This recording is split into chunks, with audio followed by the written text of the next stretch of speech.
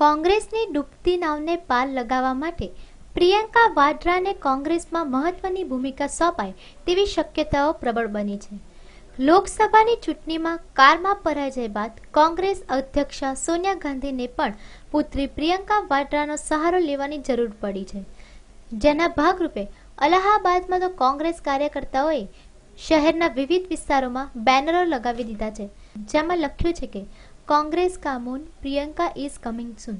મહત્વનું છે કે કોંગ્રેસ કાર્યકર્તાઓએ આ પોસ્ટરમાં ઉપાધ્યક્ષ રાહુલ ગાંધીને સ્થાન આપ્યું નથી.